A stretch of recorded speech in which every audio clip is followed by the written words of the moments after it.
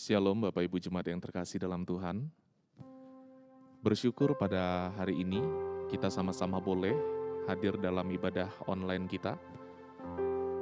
Masih dalam pergumulan yang sama akan tingginya kasus COVID khususnya di daerah Jakarta. Tetapi kita bersyukur kepada Tuhan bagi setiap kita masih diberikan kesempatan untuk datang beribadah pada hari ini. Oleh karena itu, mari jemaat yang terkasih dalam Tuhan, saya mengajak kita semuanya bangkit berdiri. Mari kita mengambil waktu teduh di hadapan Tuhan.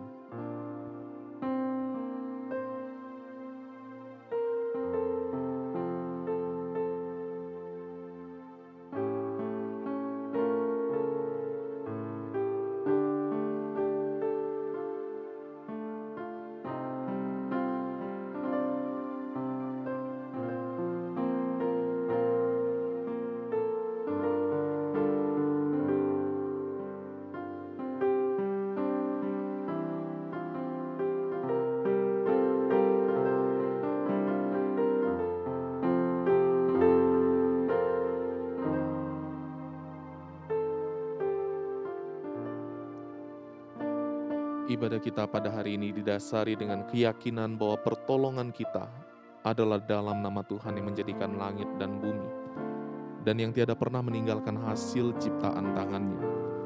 Kiranya turun ke atas kita kasih karunia dari Allah Bapa, Putra, dan Roh Kudus dalam ibadah kita pada hari ini. Amin. Saya mengajak kita untuk meninggikan Allah kita, karena Dia adalah Allah yang patut kita puji. Ada satu lagu yang menjadi seruan bagi setiap kita untuk meninggikan namanya. Kita naikkan lagu Tinggikan Dirimu. Ku bersyukur padamu Tuhan atas kasih-Mu. Ku bersyukur padamu Tuhan atas kasih-Mu. Bermazmur bagi nama-Mu yang kudus,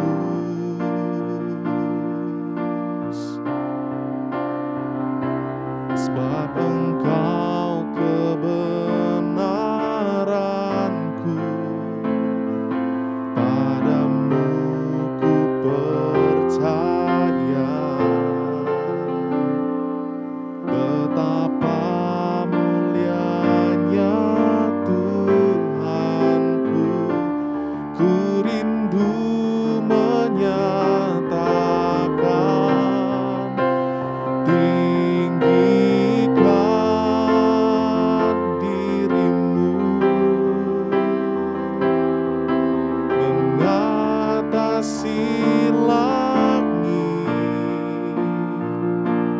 kebesaran-Mu Tuhan, mengatasi bumi, tinggikan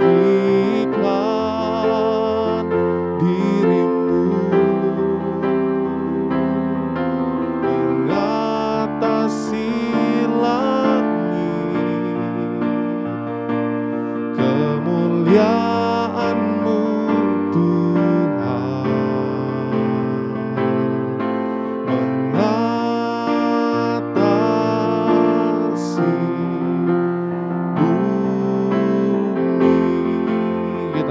pujian ini sekali lagi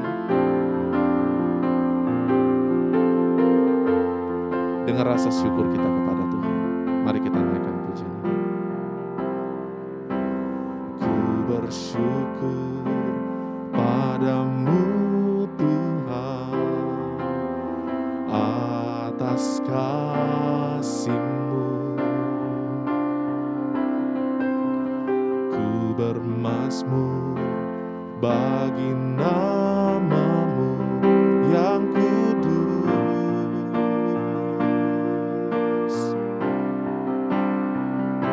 sebab Engkau kebenaranku, padamu ku percaya.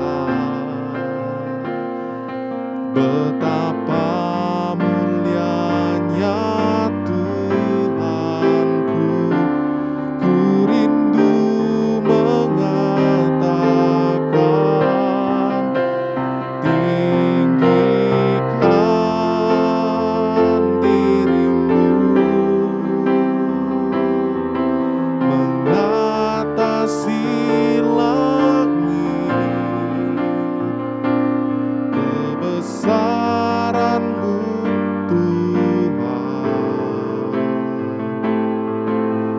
mengatasi bumi, tinggikan diri-Mu mengatasi langit, kemuliaan-Mu Tuhan mengatasi bumi.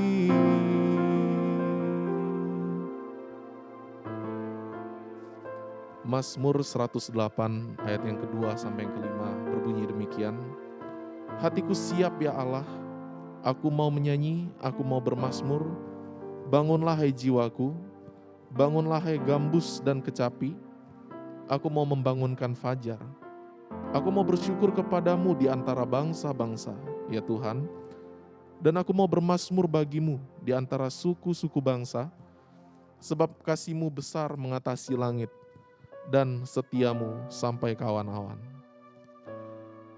Demikian firman yang melandasi dan menjadi pembimbing dalam ibadah kita. Saya persilakan jemaat untuk duduk kembali. Jemaat yang terkasih dalam Tuhan, ada satu hal yang begitu serius di mata Allah ketika Dia melihat akan dunia yang sedang menuju kepada hilangnya pengharapan, yakni dosa. Namun kita bersyukur karena Allah begitu besar kasih-Nya sehingga memberikan Kristus bagi kita untuk menyelamatkan kita, sehingga kita manusia yang seharusnya kehilangan pengharapan namun beroleh pengharapan itu di dalam Kristus. Di dalam kehidupan kita, kita menyadari tentu bagi setiap kita masih bergumul di dalam setiap dosa dan juga hal-hal yang masih melekat dalam kehidupan kita. Dan mungkin ada sesuatu yang tak berkenan di hadapan Tuhan dalam kehidupan kita sepanjang hari. Mari di dalam waktu yang indah ini, di dalam kesempatan yang begitu indah, kita datang untuk mengaku akan dosa kita di hadapan Tuhan. Mari kita persiapkan hati kita dan kita menaikkan satu lagu di depan mata Yesus.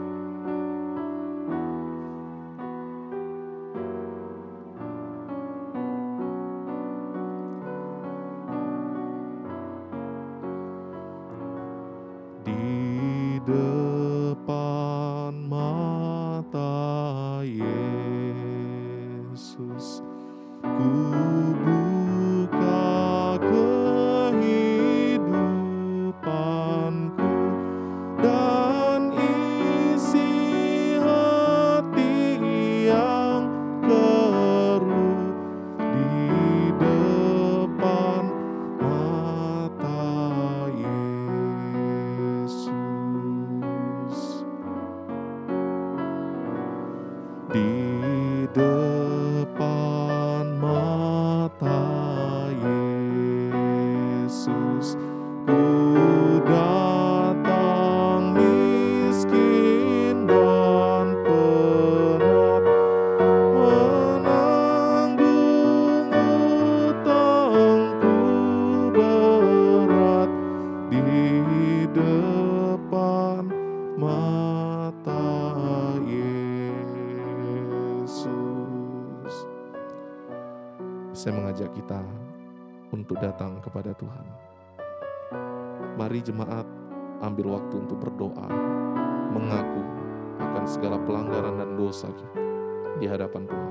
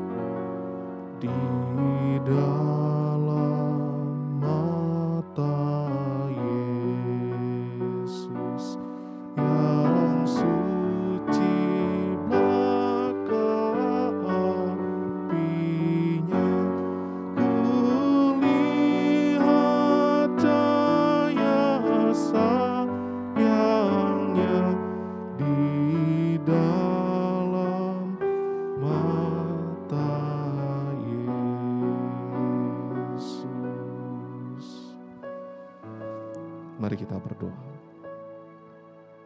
Ampunilah kami Tuhan, di dalam kemurahan dan di dalam kasih-Mu bagi setiap kami. Kami menyadari bahwa di dalam kehidupan kami, beberapa kali dan sering kali kami menyakiti hati Tuhan dengan perbuatan kami, ataupun dengan pikiran kami yang tidak baik, atau bahkan dengan mulut kami menyakiti hati sesama kami, dan kami menyakiti hati Tuhan. Ampuni kami Tuhan kalau kami masih terus bergumul di dalam dosa yang kami perbuat. Ataupun mungkin masih bergumul dalam dosa favorit dari antara kami. Ampuni kami Tuhan, dan biarlah dengan kemurahan-Mu dan kasih-Mu boleh mengampuni kami, sehingga kami boleh memperoleh sukacita di dalam pengampunan yang daripada Tuhan. Ampunilah kami Bapa, hanya demi nama Kristus Yesus kami berdoa. Amin. Jemaat yang terkasih dalam Tuhan, berbahagialah setiap kita yang telah meminta pengampunan daripada Allah, karena Allah telah memberikan pengampunan kepada setiap kita. Dan ayat yang memberikan informasi tentang pengampunan daripada Allah terambil dari 1 Yohanes 1 ayat yang pertama sampai yang kedua. Anak-anakku, hal-hal ini kutuliskan kepadamu supaya kamu jangan berbuat dosa. Namun jika seorang berbuat dosa, kita mempunyai seorang pengantara, yaitu Bapa. Pada Bapa, yaitu Yesus Kristus yang adil.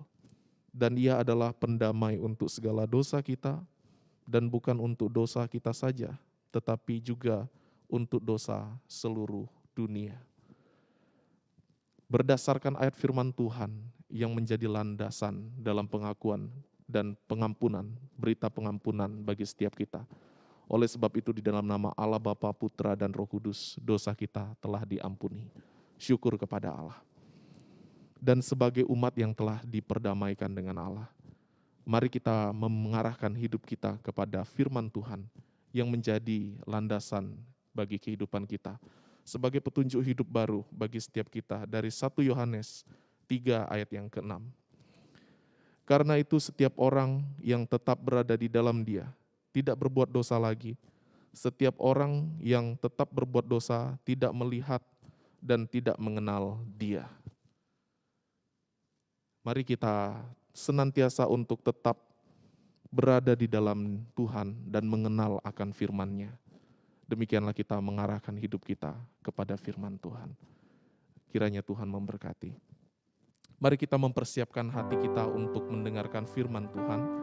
Kita akan diberkati dengan firman Tuhan oleh Lause Daniel. Mari kita menaikkan satu lagu, Firman-Mu pelita bagi kakiku.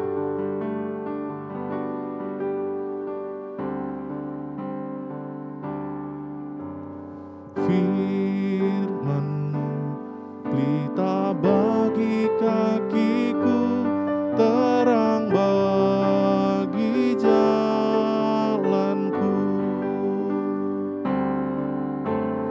Firman-Mu pelita bagi kakiku, terang bagi jalanku. Waktu ku bimbang dan hilang jalanku, tetaplah Kau di sisiku, dan takkan ku takut asal Kau di dekatku, besertaku selamanya.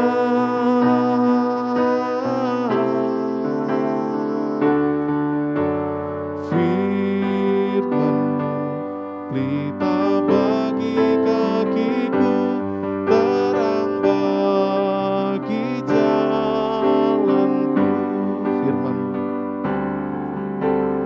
Firman-Mu pelita bagi kakiku,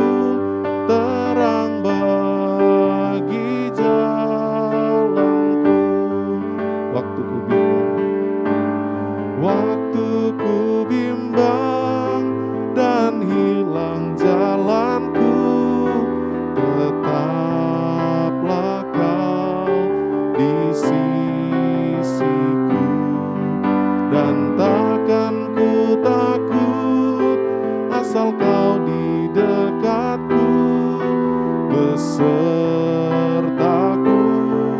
selamanya.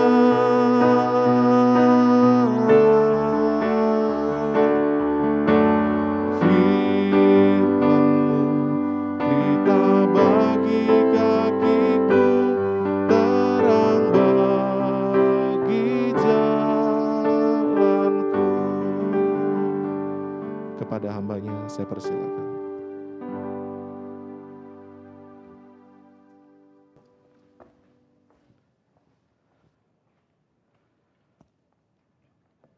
Selamat pagi, Bapak Ibu Saudara sekalian yang dikasihi dalam Tuhan. Mari kita, sebelum kita bersama-sama merenungkan satu bagian firman Tuhan yang akan mengingatkan kita, yang sungguh akan memberkati kita, mari kita berdoa bersama-sama. Kita mohon pimpinan Roh Kudus untuk boleh membukakan akan hati dan pikiran kita. Mari kita berdoa. Bapa dalam surga, kami pada pagi hari ini mau datang ke hadapan-Mu ya Tuhan. Biarlah firman-Mu sungguh menjadi pelita dan terang ya Tuhan bagi kaki kami, bagi kehidupan kami. Dan kiranya Roh Kudus-Mu yang boleh membukakan akan hati dan pikiran kami supaya kami dapat mengerti ya Tuhan akan firman-Mu. Dan juga berkatilah hamba-Mu yang akan menyampaikan firman, kiranya sungguh hanya perkataan firman Tuhan yang diucapkan ya Tuhan. Terima kasih, kami menyerahkan untuk perenungan firman kami ini Tuhan ke dalam tangan-Mu. Di dalam nama Tuhan Yesus Kristus kami sudah berdoa. Amin. Bapak Ibu Saudara sekalian, mari kita membuka Alkitab kita di Yosua pasal 7. Di Yosua pasal 7 kita akan membaca tidak semuanya Bapak Ibu, hanya beberapa ayat yang akan kita baca. Kita akan baca dari ayat 1, kemudian lanjut ayat 18 sampai yang ke-26. Saya akan membacakannya bagi Bapak Ibu Saudara sekalian. Yosua 7. Dosa dan hukuman Akan. Tetapi orang Israel berubah setia dengan mengambil barang-barang yang dikhususkan itu. Karena Akan bin Karmi bin Zabdi bin Zerah dari suku Yehuda mengambil sesuatu dari barang-barang yang dikhususkan itu. Lalu bangkitlah murka Tuhan terhadap orang Israel. Kemudian ayat yang ke-18. Ketika disuruhnya keluarga orang itu tampil ke muka, seorang demi seorang, maka didapatilah Akan bin Karmi bin Zabdi bin Zerah dari suku Yehuda. Berkatalah Yosua kepada Akan, "Anakku, hormatilah Tuhan Allah Israel, dan mengakulah di hadapannya. Katakanlah kepadaku apa yang kau perbuat, jangan sembunyikan kepadaku." Lalu Akan menjawab Yosua katanya, "Benar, akulah yang berbuat dosa terhadap Tuhan, Allah Israel, sebab beginilah perbuatanku. Aku melihat di antara barang-barang jarahan-jarahan itu jubah yang indah, buatan Sinear, dan 200 shikal perak dan sebatang emas yang 50 shikal beratnya. Aku menginginkannya. Maka aku ambil, semuanya itu disembunyikan di dalam kemahku, dalam tanah, dan perak itu dibawa sekali." Lalu Yosua menyuruh orang segera pergi ke kemah itu, dan sesungguhnya semuanya itu disembunyikan di dalam kemah Akan, dan perak itu ada di bawah sekali. Maka mereka mengambil semuanya itu dari dalam kemah, lalu membawanya kepada Yosua dan kepada semua orang Israel, dan mencurahkannya di hadapan Tuhan. Kemudian Yosua beserta seluruh Israel mengambil Akan bin Zerah dan perak, jubah dan emas sebatang itu, anak-anaknya yang laki-laki dan perempuan, lembunya, keledainya dan kambing dombanya, kemahnya dan segala kepunyaannya. Lalu semuanya itu dibawa ke lembah Akhor. Berkatalah Yosua, "Seperti engkau mencelakakan kami, maka Tuhan pun mencelakakan engkau pada hari ini." Lalu seluruh Israel melontari dia dengan batu. Semuanya itu dibakar dengan api dan dilempari dengan batu. Sesudah itu didirikanlah di atasnya suatu timbunan batu yang besar, yang masih ada sampai sekarang. Lalu surutlah murka Tuhan yang menyala-nyala itu. Oleh sebab itu nama tempat itu sampai sekarang disebutkan lembah Akhor. Demikian jauh pembacaan firman Tuhan kita pada pagi hari ini. Biarlah Diberkatilah kita yang membaca, merenungkan, dan juga melakukan firman Tuhan di dalam kehidupan kita. Bapak Ibu Saudara yang dikasih dalam Tuhan, ya kalau bagi kita yang suka dengan olahraga, pasti kita tahu bahwa dalam beberapa hari ini, dalam beberapa minggu ini ada perhelatan salah satu ajang olahraga yang bergengsi, Bapak Ibu, yaitu Olimpiade, ya, Olimpiade di Tokyo 2020 yang diadakan 2021. Para atlet-atlet perwakilan dari berbagai negara tentunya yang sudah lolos kualifikasi, mereka berjuang untuk menyumbangkan yang terbaik, yaitu medali bagi negaranya. Bapak Ibu, mungkin ada yang sudah berhasil mendapatkan medali, ada yang masih berjuang untuk mendapatkan medali. Nah, Bapak Ibu, dalam Olimpiade menurut saya ada salah satu bagian yang menurut saya paling menarik, Bapak Ibu, selain daripada pertandingannya, apalagi kalau memang pertandingannya seru, atau kalau misalnya di final badminton ada wakil dari Indonesia, ya, ganda putri kita masuk ke final ya Bapak Ibu. Itu tentu seru ya. Tapi menurut saya ada satu bagian yang tidak kalah serunya, yaitu bagian pembukaan, opening seremoninya yang selalu dibuat dengan megah, dengan meriah, ya, dengan berbagai macam penampilan yang menyanyilah, pemusik, penari, dan juga ada lampu-lampu LED dan sebagainya, kemudian kembang api, Bapak Ibu. Nah, di dalam opening ceremony, Bapak Ibu, ada satu bagian yang mungkin tidak terlalu menjadi perhatian bagi kita sebagai penonton, ya, kalau kita sering melihat opening ceremony Olimpiade, ada satu bagian yang mungkin tidak menjadi perhatian bagi kita. Tapi bagian ini penting untuk para peserta Olimpiade. Nah, bagian itu disebut sebagai Olympic Oath, ya, Olympic Oath. Jadi sebuah sumpah, sebuah janji Olimpiade yang dinyatakan atau diwakilkan oleh atlet dan juga juri ataupun pelatih atau official, ya. Jadi dari ketiga itu menjadi perwakilan yang menyatakan akan sumpah Olympic Oath itu. Nah, bunyinya kira-kira begini Bapak Ibu. Bunyinya bahwa mereka berjanji akan ikut serta dalam Olympic Games, ya, menghormati dan menaati peraturan dengan spirit permainan yang jujur. Kalau di Tokyo kemarin ada ditambahi kata-kata seperti menjunjung tinggi kesetaraan, ya, tanpa diskriminasi, karena kita tahu konteks kasus dunia soal diskriminasi ras, Bapak Ibu, ya. Nah, kemudian isinya juga ada tertulis berjanji tidak curang dan tidak memakai doping. Kami melakukan ini untuk menghormati tim kami dan prinsip-prinsip dasar Olimpiade. Nah, mungkin bagi kita ini seperti janji yang biasa ya Bapak Ibu, ya. Ya, cuma diucapkan aja. Tapi saya yakin bagi para atlet yang tentunya sudah dipilih untuk mewakili negaranya, bagi para pelatih dan juga bagi para juri yang sudah memang terpilih di ajang Olimpiade ini momen yang sakral, ini momen yang simbolik bagi mereka yang mengikuti Olimpiade. Nah, tetapi Bapak Ibu, setidaknya saya temukan ada 7-8 kecurangan yang terjadi dalam sejarah Olimpiade yang tercatat dan yang diekspos ke media, Bapak Ibu. Yang saya tahu ada 7-8 setelah saya cari. Kecurangan yang terjadi. Ada yang didiskualifikasi karena ternyata ditemukan memakai doping, ada yang didiskualifikasi karena ditemukan melakukan pengaturan skor, Bapak Ibu. Nah, ini mereka lakukan karena ada sebuah godaan, Bapak Ibu. Godaan untuk bisa, gimana caranya saya bisa menang, ya. Godaan untuk bisa menang dengan cara yang mudah, dengan cara yang curang, ya, dengan cara yang gampang. Dan akhirnya para atlet itu mereka melanggar akan janji atlet, janji Olimpik itu untuk godaan tersebut, untuk godaan mau menang dengan cara yang lebih mudah.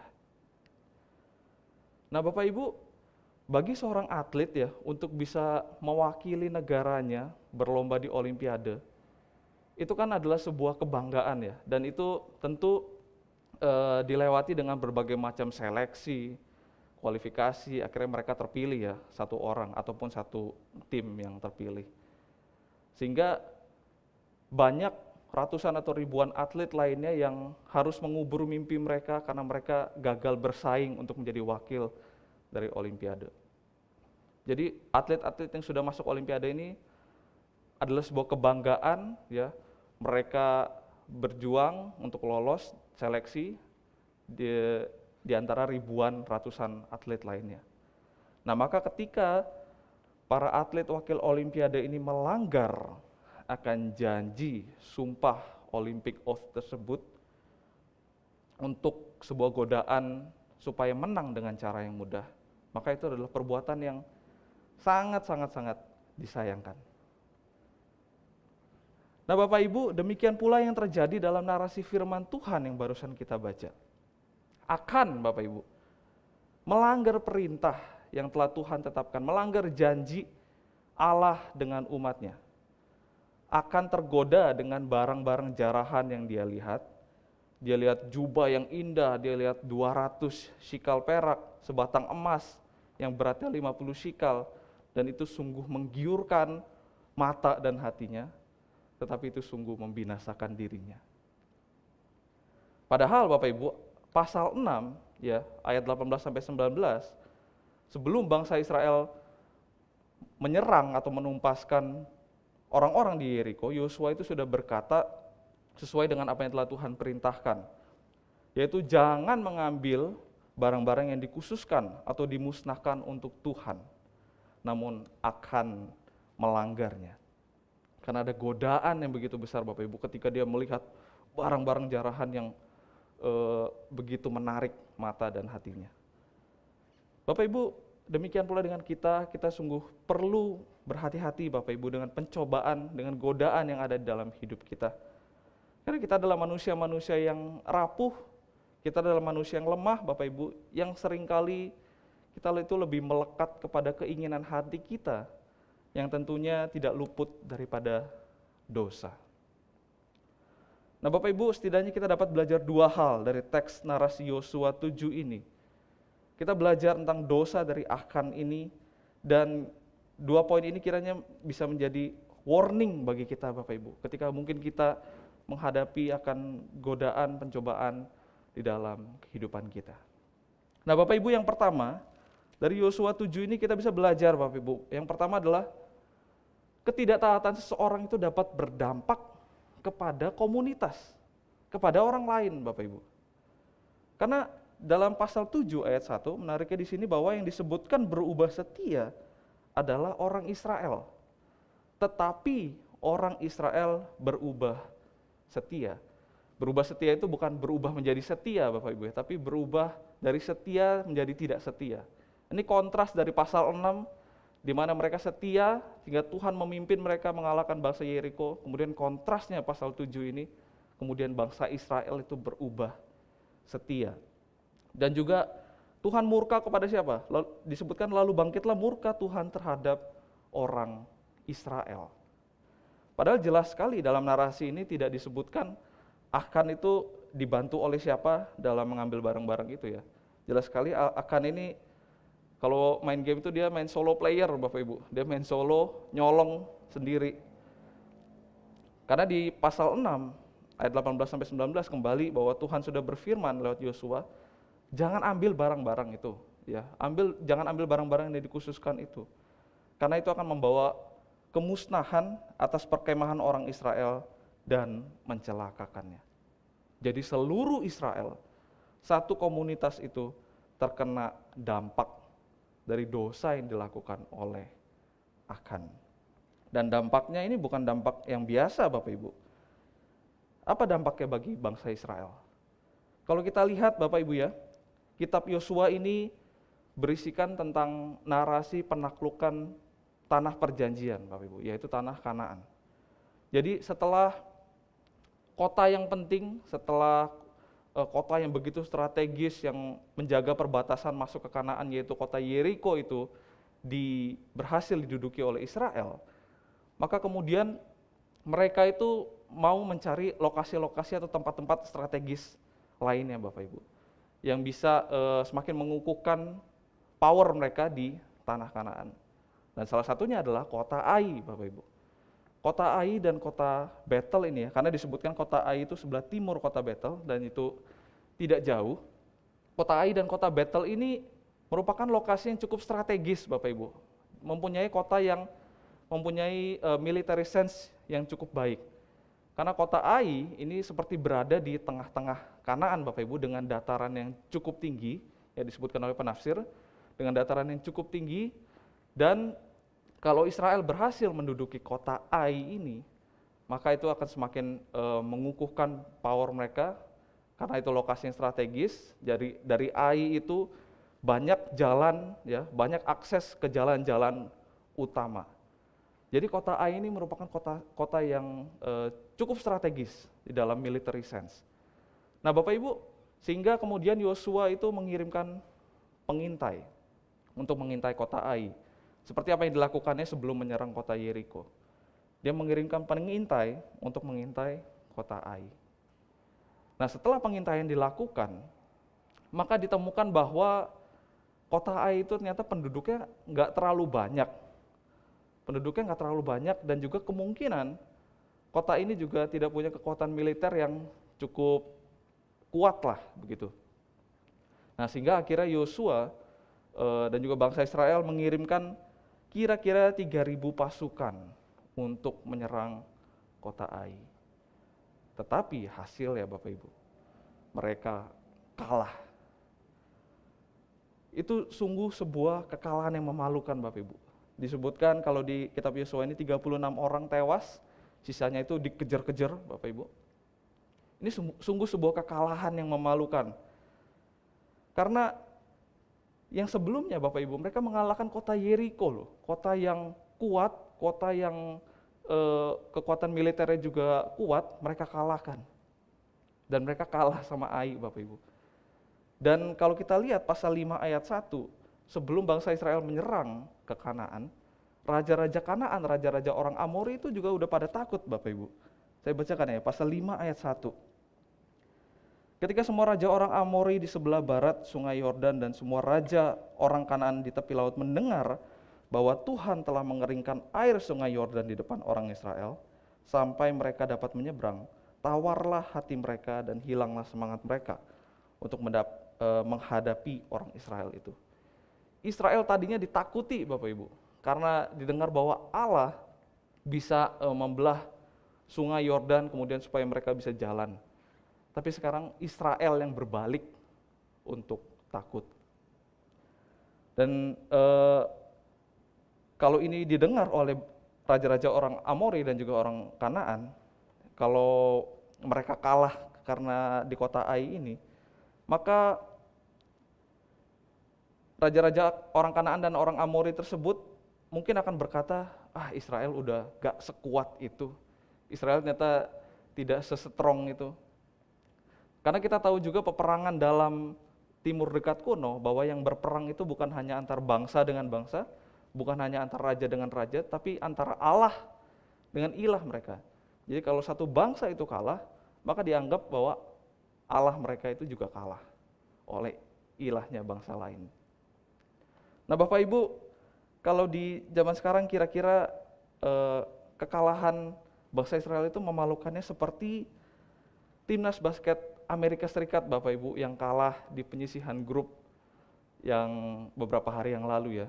USA lawan Prancis, kalah sama Prancis Bapak Ibu. Kalau yang tahu olahraga, kita tahu timnas basket Amerika Serikat ini itu salah satu timnas basket yang terkuat, karena isinya itu pemain-pemain basket Amerika, pemain NBA yang jago-jago, yang all-star itu dikumpulkan. Nah itu tim basket Amerika. Bahkan dikatakan sebagai the dream team, ya, tim impian, karena isinya orang-orang jago semua. Tapi kemarin kalah sama Prancis Bapak Ibu. Dan kekalahan itu merupakan kekalahan pertama mereka semenjak Olimpiade tahun 2004. Jadi udah 17 tahun nggak kalah. Nah kemudian kemarin kalah sama Prancis. Ternyata mungkin akhirnya banyak orang, ya termasuk saya gitu ya, berkata, timnas basket USA udah nggak semengerikan itu, udah nggak sekuat itu. Sama seperti Israel yang kalah terhadap kota Ai Bapak Ibu, sungguh sebuah kekalahan yang memalukan. dampak kekalahan yang memalukan bagi bangsa Israel. Tetapi memang di sini kekalahan tersebut juga kita tahu ada kesalahan dan dosa daripada Yosua, di mana Yosua dan bangsa Israel, Bapak Ibu, di mana mereka tidak bergantung kepada Allah. Mereka bertindak sendiri. Yosua yang bertindak sendiri menyuruh untuk mengintai kota Ai. Tidak bergantung. Tapi sebenarnya akar dari kekalahan yang memalukan ini adalah bangkitnya murka Tuhan yang diakibatkan oleh pelanggaran si Akan. Jadi seluruh Israel itu menerima akan dampak dari dosa satu orang. Allah sungguh membenci dosa, Bapak Ibu. Allah membenci akan tindakan ketidaktaatan terhadap hukumnya, sehingga bangkitlah murkanya terhadap satu bangsa Israel. Jadi ketidaktaatan satu orang itu bisa berdampak, ketidaktaatan Akan itu berdampak kepada bangsa Israel yang mengakibatkan kekalahan yang memalukan. Nah, Bapak Ibu Saudara sekalian, contoh ya dalam masa pandemi ini, Bapak Ibu, tentu saya yakin kita semua pasti kita menjaga protokol kesehatan dengan baik, pasti kita menjaga kesehatan tubuh kita minum vitamin, kita menjaga kebersihan diri, kebersihan tangan ya, kita sering mencuci tangan, Bapak Ibu. Saya yakin kita melakukan itu karena kita tahu bahwa COVID ini bukan tentang saya, bukan cuma tentang diri saya, tapi juga tentang sesama, tentang orang lain juga, Bapak Ibu. Jadi contoh semisal Bapak Ibu, saya tidak percaya mungkin ya, anggap saja saya nggak percaya dengan COVID, saya dengan sombongnya melanggar prokes yang ada, Bapak Ibu. Saya tidak percaya dengan COVID, karena sampai saat ini saya sebenarnya ada teman, Bapak Ibu, teman saya yang nggak percaya dengan COVID-19 pada saat ini. Padahal kalau dilihat dari data yang ada ya, kalau mau cek sendiri ke rumah sakit, berapa banyak orang yang sakit oleh karena COVID-19 dan juga berapa banyak orang yang bahkan meninggal oleh karena COVID-19.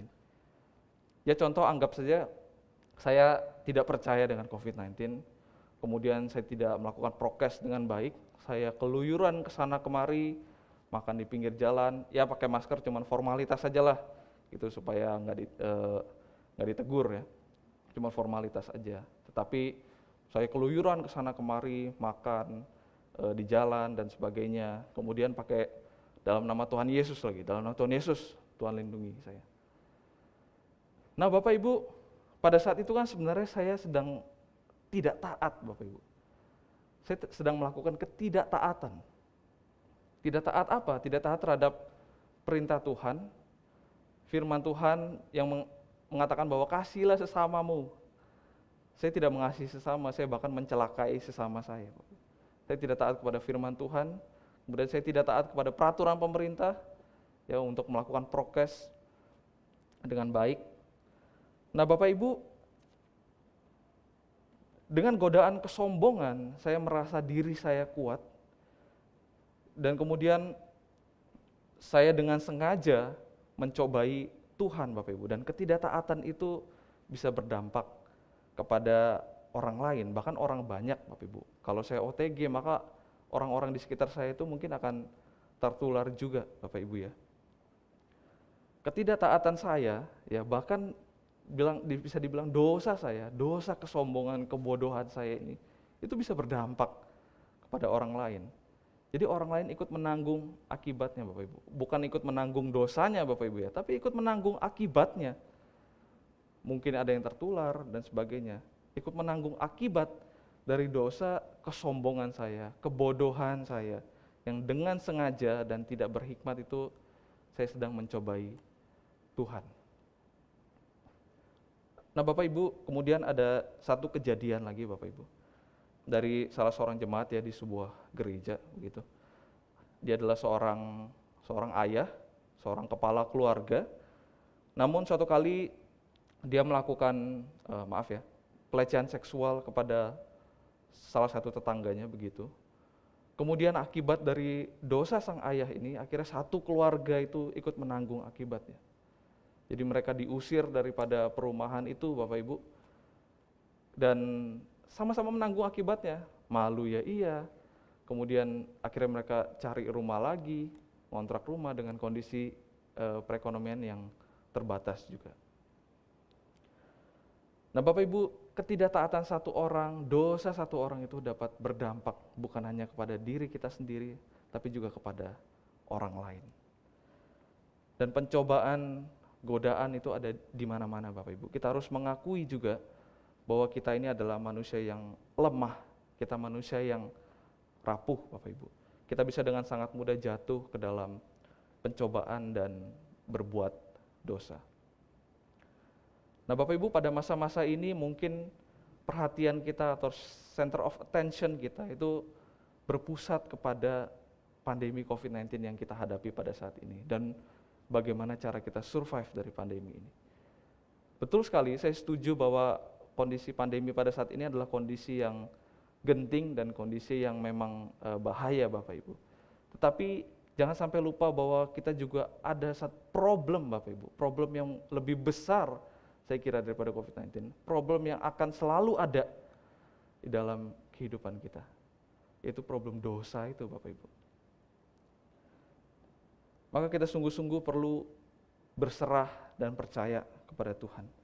Karena kita adalah manusia yang lemah, kita butuh anugerah daripada Tuhan, kita butuh kuasa Roh Kudus untuk boleh menyucikan akan hati dan juga pikiran kita, menjauhkan kita daripada dosa. Tapi bukan hanya berserah Bapak Ibu, perlu ada respon dari kita, yaitu respon untuk melakukan ketaatan, taat terhadap perintah Tuhan, terhadap firman Tuhan.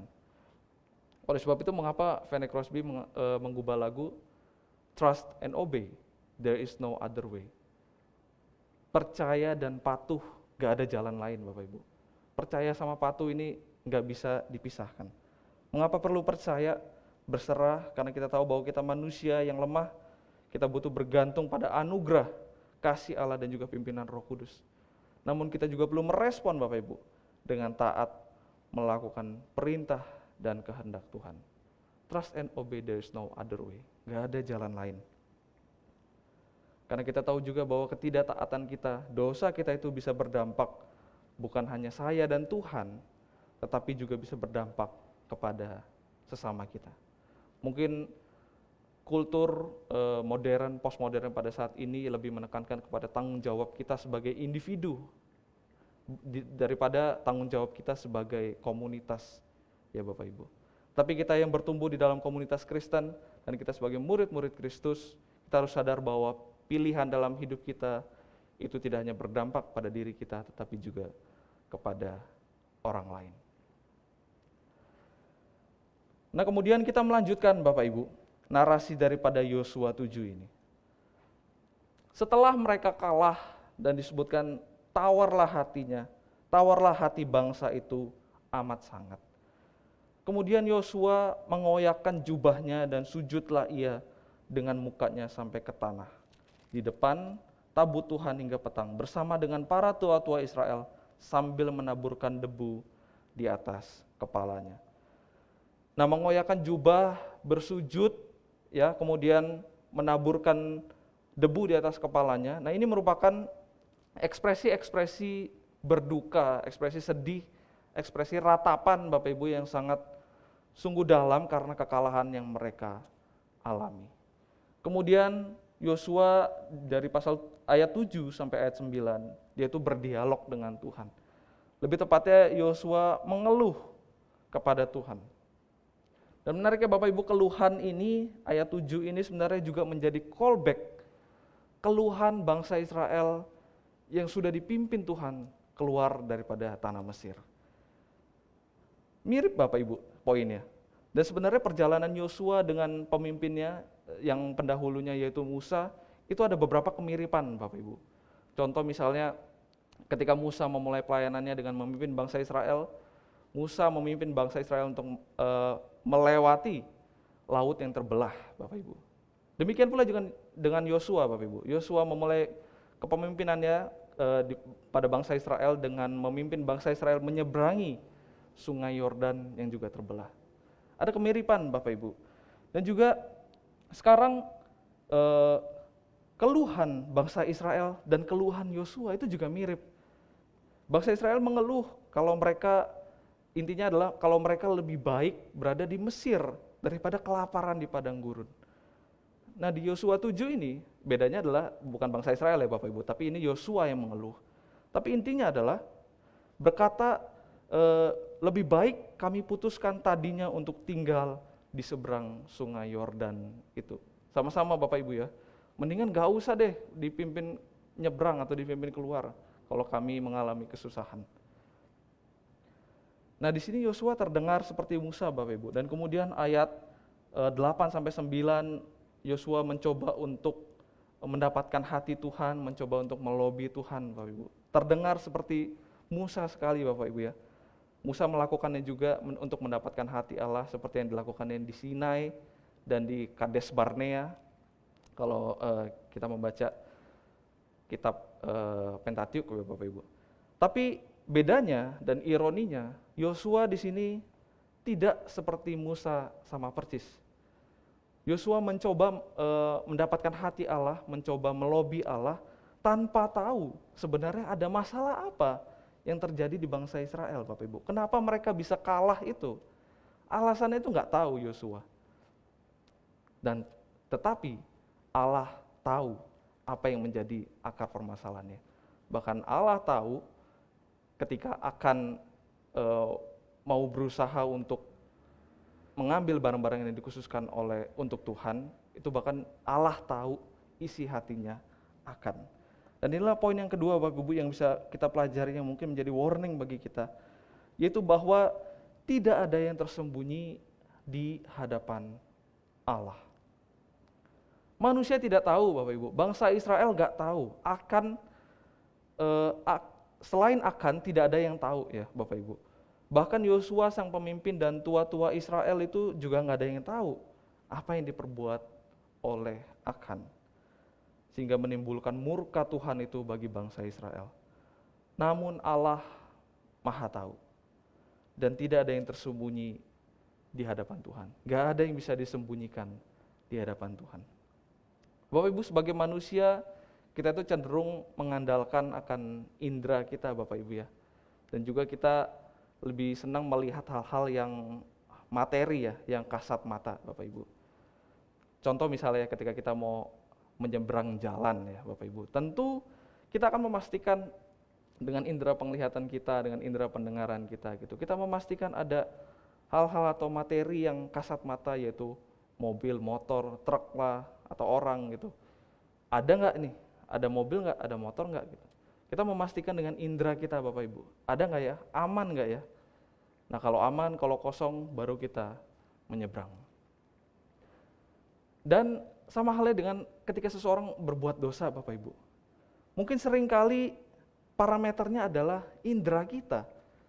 Indera penglihatan kita, ya pendengaran kita. Kita memastikan aman atau enggak ya? Ketahuan atau enggak ya?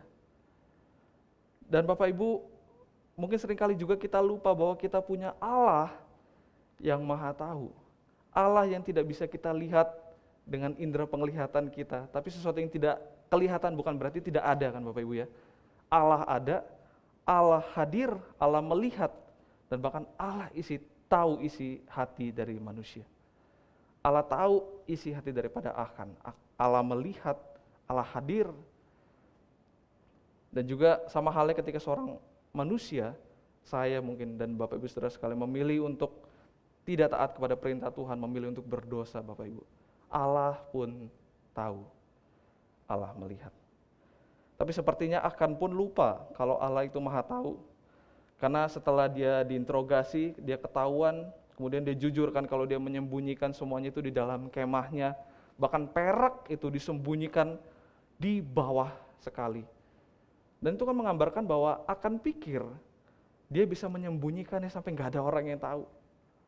Betul, manusia nggak tahu, bangsa Israel nggak tahu, Yosua nggak tahu. Tetapi Allah tahu semuanya. Dan Bapak Ibu, dengan kesadaran inilah kita juga perlu berhati-hati Bapak Ibu terhadap pencobaan godaan yang ada di dalam kehidupan kita. Karena dosa apapun, sebagaimana disembunyikannya, Tuhan itu akan tahu Bapak Ibu. Tuhan tahu isi hati kita yang terdalam. Bahkan Ia mengenal kita lebih daripada kita sendiri.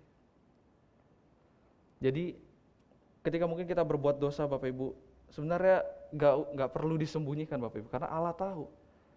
Yang perlu kita lakukan adalah datang untuk mengaku dosa kepada Tuhan.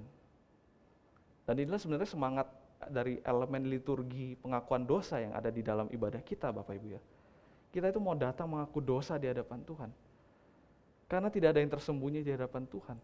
Kita mau datang untuk mengaku akan setiap pelanggaran kita.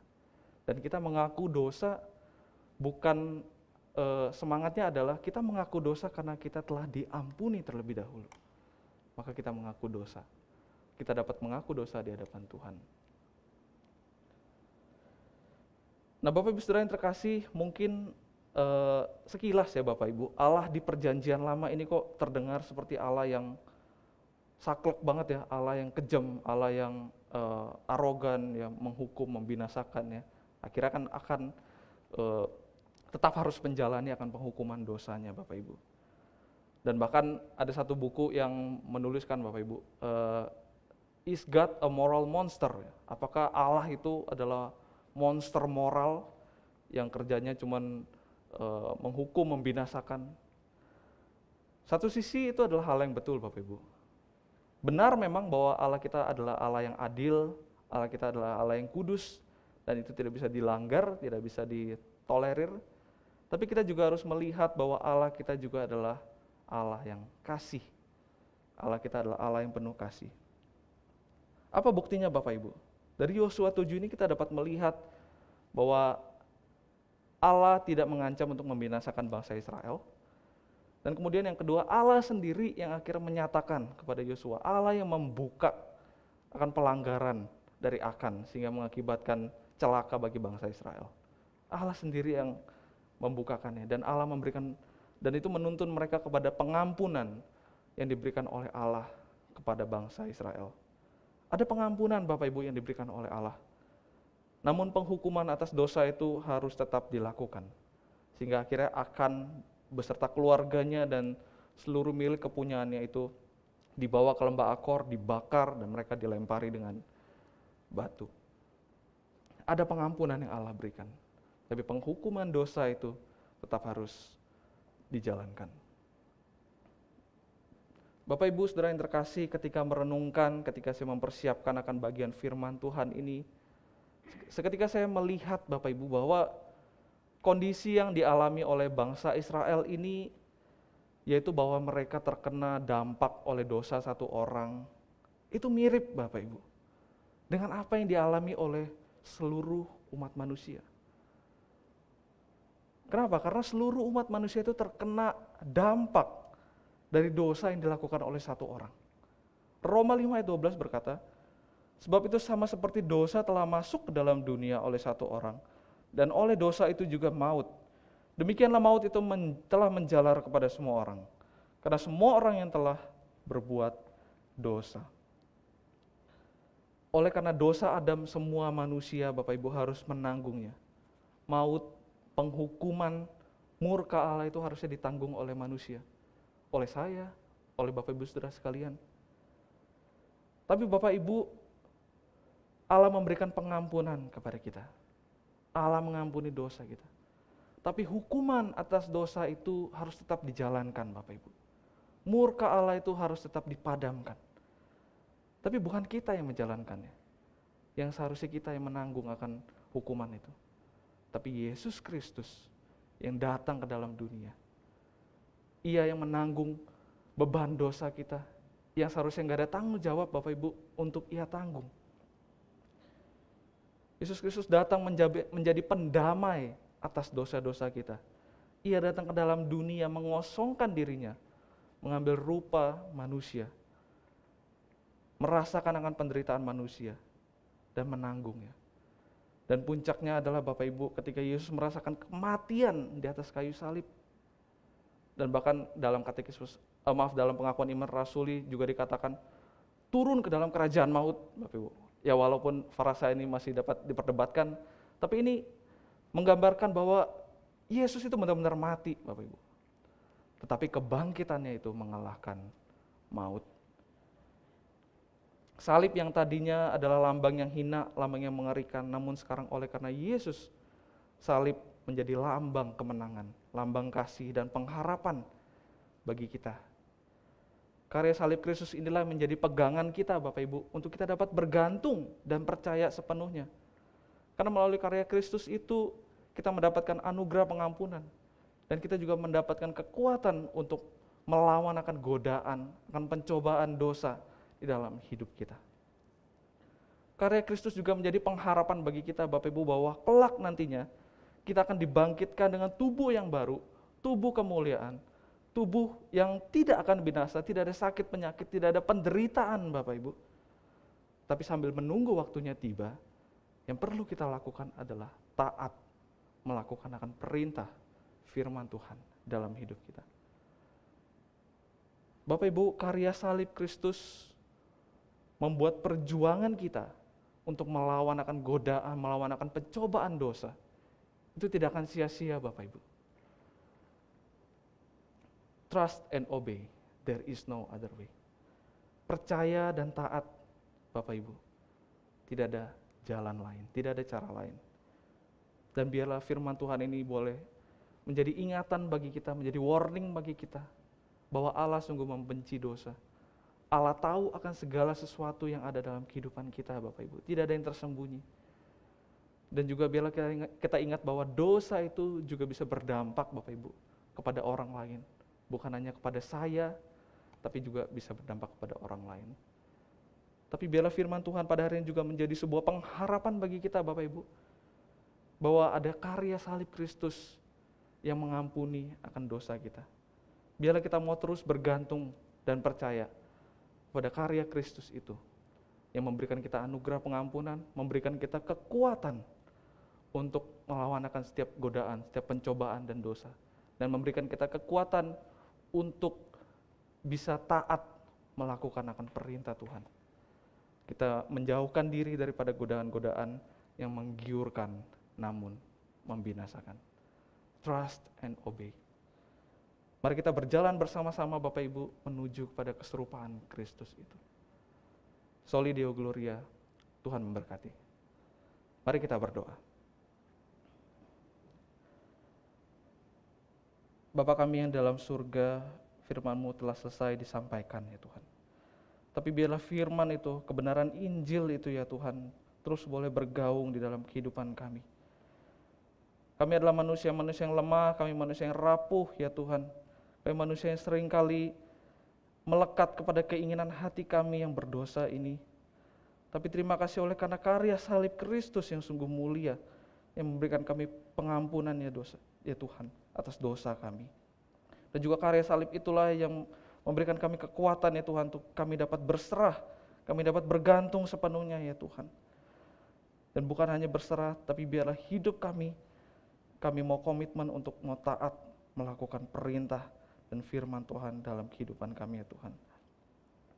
Dan kiranya Engkau yang boleh terus memimpin kami ya Tuhan, pagari kami dengan kebenaran firman-Mu, supaya kelak nantinya Engkau akan mendapati kami ya Tuhan sebagai hamba-hamba yang baik dan setia. Terima kasih ya Tuhan, di dalam nama Tuhan Yesus Kristus kami sudah berdoa. Amin.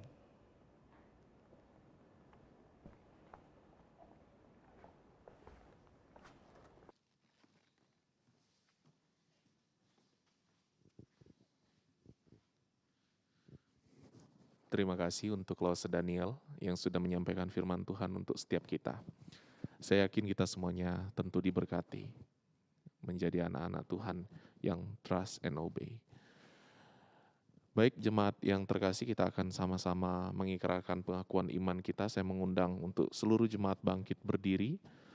Mari kita bersama dengan umat di sepanjang abad dan segala tempat mengikrarkan pengakuan iman seturut dengan pengakuan iman rasuli. Hendaklah yang percaya berkata demikian. Aku percaya kepada Allah, Bapa yang Maha Kuasa, Khalik langit dan bumi, dan kepada Yesus Kristus anaknya yang tunggal, Tuhan kita, yang dikandung dari Roh Kudus, lahir dari anak darah Maria, yang menderita sengsara di bawah pemerintahan Pontius Pilatus, disalibkan, mati dan dikuburkan, turun ke dalam kerajaan maut. Pada hari yang ketiga, bangkit pula dari antara orang mati, naik ke surga, duduk di sebelah kanan Allah Bapa yang Maha Kuasa. Dan dari sana Ia akan datang untuk menghakimi orang yang hidup dan yang mati. Aku percaya kepada Roh Kudus, gereja yang kudus dan am, persekutuan orang kudus, pengampunan dosa, kebangkitan tubuh, dan hidup yang kekal. Amin. Jemaat dipersilakan untuk duduk kembali. Waktu selanjutnya saya persilakan kepada Pendeta Budiono. Nama Tuhan. Mari Bapak Ibu kita memberikan persembahan kita, membawa persembahan kita sebagai rasa syukur kita kepada Tuhan. Kita memberikan persembahan kepada lewat nomor rekening yang tertera di layar dan kita menaikkan lagu Ku Mau Setia.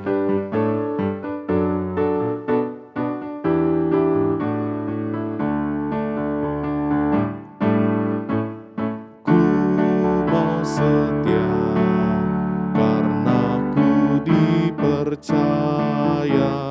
ku mau suci agar diampuni, ku mau tabah menanggung segala susah, ku mau berani menghadap seteru.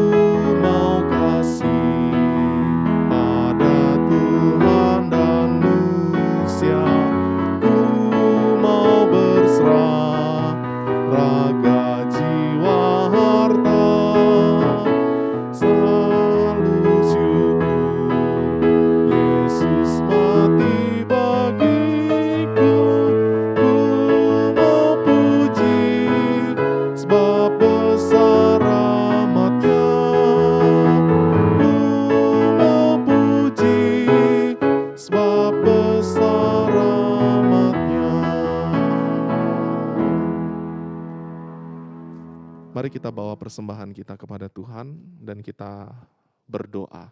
Saya akan memimpin di dalam doa dan beberapa doa syafaat. Jemaat silakan mengamininya di dalam hati. Mari kita berdoa. Kami bersyukur Tuhan kalau kami boleh menerima akan perjamuan kudus pada hari ini.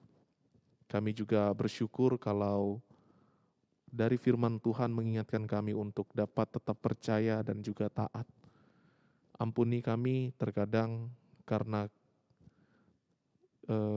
tergiur dengan apa yang ingin kami dapatkan, kami justru melenceng dari apa yang menjadi kehendak Tuhan, melenceng dari apa yang benar.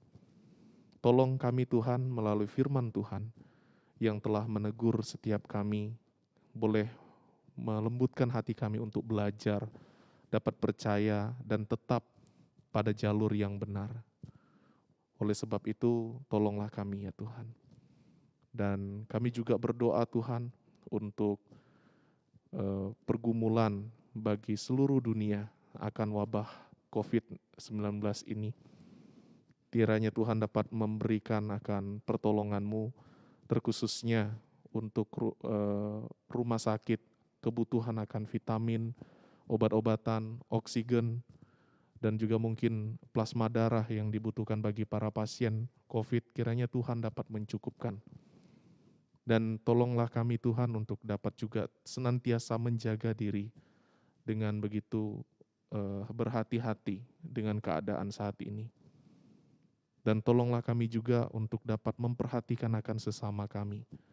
Karena kami sadar dengan berlakunya masa PPKM beberapa waktu ini menimbulkan begitu banyak kesusahan dari beberapa orang dan banyak orang tentunya.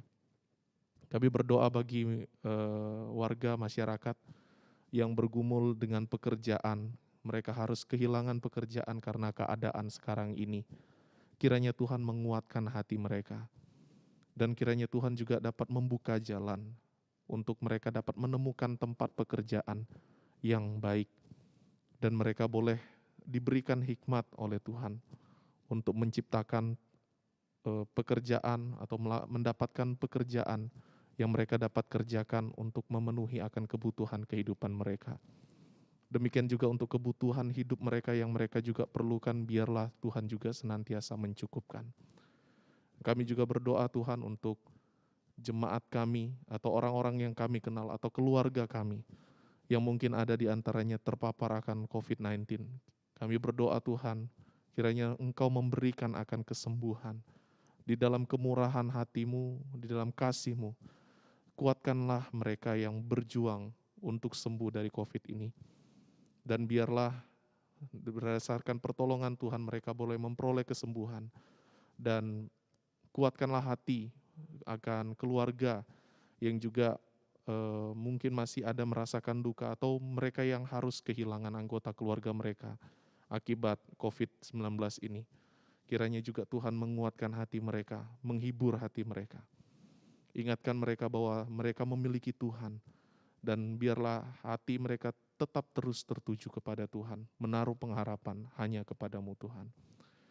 Dan kami berdoa Tuhan untuk persembahan yang telah kami berikan. Kami memohon kiranya kami semua boleh tetap mendukung akan gereja tempat kami bertumbuh menjadi rumah bagi kami, yaitu GKT Betani. Kiranya persembahan ini boleh menjadi bagian yang dapat mendukung pelayanan gereja tempat ini dan juga bagi rumah Tuhan. Kami berdoa untuk para majelis dan juga hamba Tuhan yang di dalam mengelolanya. Kau berikan hikmat dan biarlah sungguh persembahan ini boleh digunakan dengan semestinya. Menyerahkan kepadamu Bapa untuk waktu selanjutnya dan sampai pada akhir dari ibadah ini.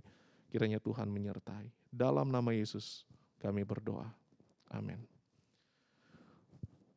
Untuk waktu selanjutnya saya persilakan Pendeta Budiono.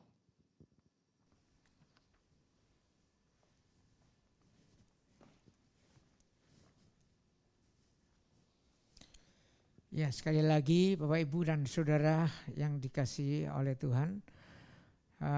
Shalom. Dan saya katakan selamat hari Minggu, kita bisa beribadah kembali bersama-sama di hadapan Tuhan pada hari ini.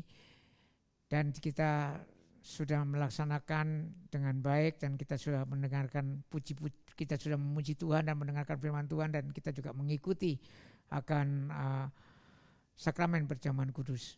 Bapak Ibu dan Saudara yang dikasihi oleh Tuhan, biarlah kita terus saling mendoakan dan kami juga terus berdoa bagi Bapak Ibu sekalian. Di tengah-tengah pandemi COVID-19 yang kita hadapi bersama saat ini, memang sesuatu situasi yang tidak mudah bagi kita. Dan biarlah kita terus dalam perlindungan dan penyertaan Tuhan, biarlah kita terus ada di dalam pimpinan dan berkat Tuhan di dalam hidup kita masing-masing. Bagi Bapak Ibu yang mungkin sekarang mengalami kesulitan, tetap berharaplah, bersandarlah kepada Tuhan, supaya Tuhan boleh memberikan jalan keluar yang terbaik buat kita semua. Mari sekarang saya mengundang kita semua untuk bangkit berdiri, kita menaikkan pujian doksologi dan kita akan mengakhiri akan ibadah kita pada hari ini. Pujian doksologi, setelah itu terimalah berkat Tuhan.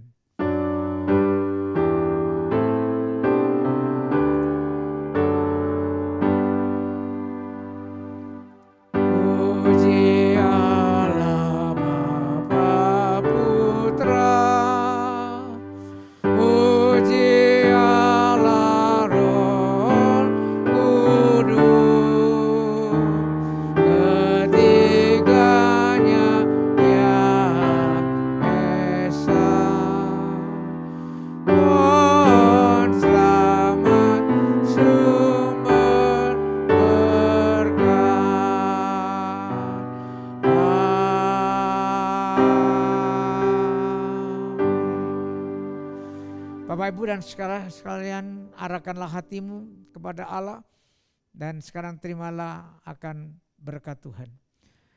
Damai sejahtera daripada Allah Bapa, kasih karunia daripada Tuhan kita Yesus Kristus, serta penyertaan kuat kuasa dan pimpinan daripada Allah Roh Kudus memimpin dan menguasai kehidupan Bapak Ibu sekalian mulai dari saat ini sampai Maranatha, Tuhan Yesus datang yang kedua kalinya, bahkan sampai selama-lamanya. Amin.